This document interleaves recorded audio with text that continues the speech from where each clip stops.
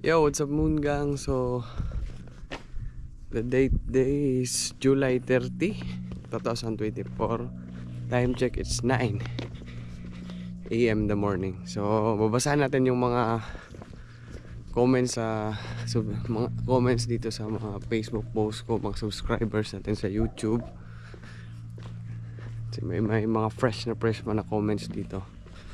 So, before I start, shoutout nga pa pala sa Team Moon Gang ko na like nanonood sa YouTube vlogs ko, sa mga solid na Team Munga. Shoutout sa inyo. Then ano ba? Musik di. Oh, kabayo.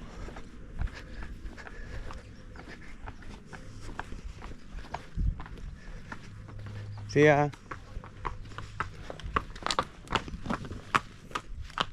No. Boss, ito. First question. Boss, may idea ka ba about sa working days sa Hungary? Like for example, 13 days a month. Yung nasa kontrata ko, ibig sabihin ba noon every other day yung pasok soon papunta ako sa Hungary? 13 days. Iba-iba kasi yung patakaran sa patakaran sa kumpanya. So, I don't know. I'll give you an example. Yung dati ako sa Samsung, yung schedule namin doon 3-3.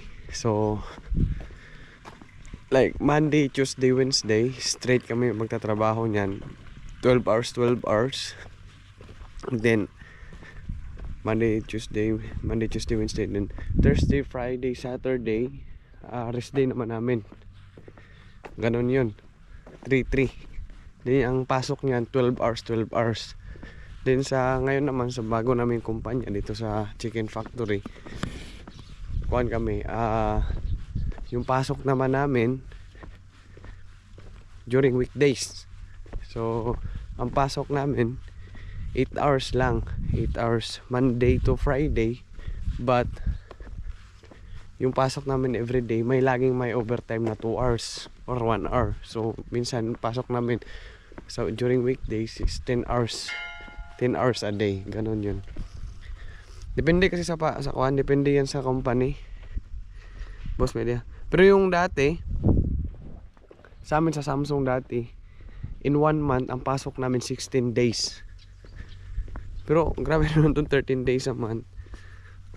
Kuan mo daw, i-comment pa daw yung company mo, baka may idea tayo dyan. Then, boss media ka ba? Baka siguro every other day yung pasok mo. Baka siguro ganun. Di ko lang sure anong format. Like nabigyan kita ng example. Yun yung dati sa Samsung 3 days. 3 days pasok, 3 days rest day. Yun, alternate ba ganun? Hindi, parang ganun. Every 3 days. Then nag-comment si Grace Lynn Ramos, Mungang, Dandelion yan. Isa sa reason kung bakit makakapunta sa Europe. Gusto ko kasi makita ang madaming ganyan. Make a wish din blow. Oh, maraming dandelion dito. Marami talaga dito. Hindi ko alam, sa ito lang tatagpuan yan sa Europe.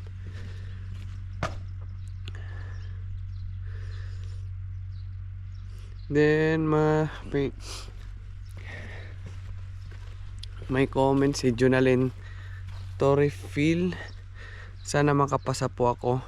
May mga natutunan po ako sa inyo sa Jonalyn Torrefil. Makakapasa ka rin? Ako nga, nag-apply ako. Nagkuhan ako, 2 beses ako din nakapasa. Pangatlong subok ko, doon ako nakapasa. So, try lang. Kung gusto mo, makukuha mo naman talaga. Sikapan mo lang, makukuha mo rin yan. Yun lang naman. Ano ba?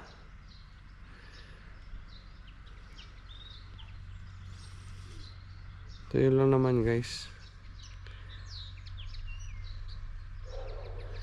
Then may nag-comment latest Backroom PH. May math exam po ba? May math exam po ba sa kuan? Mag-apply. Guys, ang advice ko lang naman sa yung tipong about sa mga exam, huwag kayong magkuan yan, huwag kayong wag kayong kabahan yan kasi tutulungan naman kayo eh. Oo, wag kayong kabahan sa mga exam, tutulungan kayo ng agency niyan.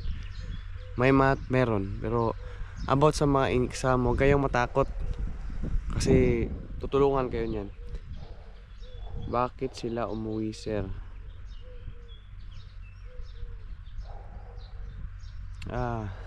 Yung dalawang kasama ko, bakit sila umuwi?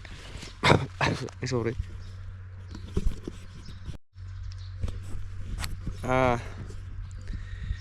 May nagtanong dito, bakit sila umuwi yung dalawang kasama ko? Yung isang kasama ko, parang ex-Taiwan kasi siya dati. Then 4 years sa Taiwan. Then mahirap din ang trabaho doon, pero dito sa trabaho namin ngayon kasi mas mahirap siya. So then mas malaki pa sahod niya dati sa Taiwan compare dito. Siguro nako-compare niya, kaya he decided na uwi na lang ako ng Pinas. Uwi ng Pinas kasi so magtrabaho dito ganun. Pero okay na rin kasi may experience na kasi siya sa abroad. Kami naman first time sinabi ko sa mga kasama ko, kahit mahirap yung sitwasyon natin dito sa pagtatrabaho dito sa company natin, kailangan namin magsikap kasi first timer kasi kaming abroad. Kailangan tapusin namin yung kontrata. What if hindi namin tapusin yung kontrata? Hindi tapusin yung kontrata, uwi kami ng Pilipinas. What if mag-apply pa kami for abroad? So, sabihin sa amin during interview, ba't nakapunta ka pala ng Europe, bakit hindi mo tinapos yung kontrata? Sabi, makaisipin lang, mahina yung loob, ganito, ganyan ba. So, ganun. Yung isa naman,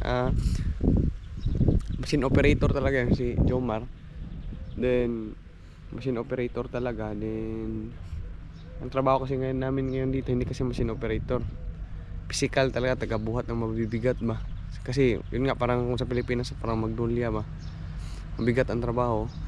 Isa din may pamilya na, may misa din yung pamilya niya, kaya yun yung reason kung bakit sila umuwi. Then sinabi ko sa kanila, support ako sa kanila, friends ko sila sa Facebook, like ko naman sila nakikita eh. So yun guys, sa mga nagtatanong kung bakit umuwi yung dalawang kasama ko, yun yung reason.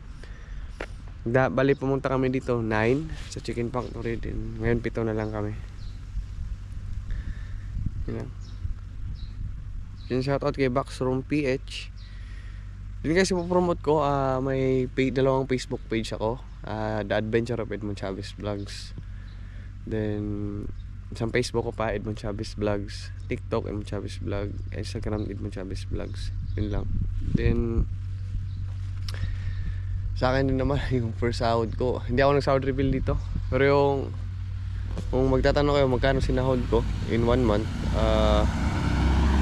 60k yung sinahod ko. Then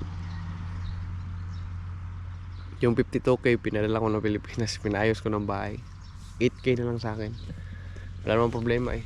Yung sa akin lang, makatulong ko sa pamilya ko, mapaayos yung bahay namin, ganun. Hindi lang ako ng sahod reveal. O dito, kung lagi kayo nanonood, alam nyo na kung magkano yung sinahod ko. Yun. Kaya umabot ang 60k kasi nakakapagod kasi yung trabaho. Then sobra 8 hours na yung trabaho ba. Alam naman ng mga subscribers yung mga taga-subaybay ko lagi, ganun. So yun. So yun lang guys, tatapusin ko na itong video. Maraming salamat po sa panonood. Ngayon is July 30. Then August na naman. Sa mga nag-a-apply po, apply lang ng apply. Samahan nyo ng dasal. Kita-kits po tayo dito pag makapasa kayo.